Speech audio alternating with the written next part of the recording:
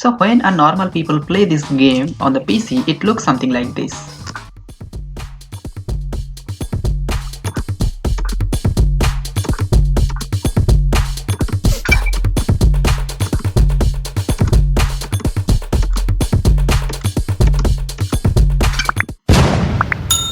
But when a programmer play this same game, it look little bit different. So let's see how.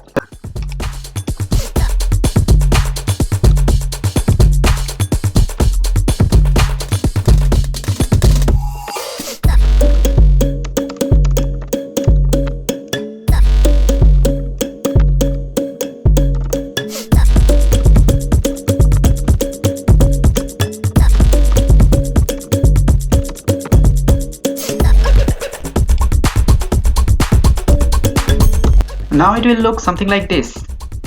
You can see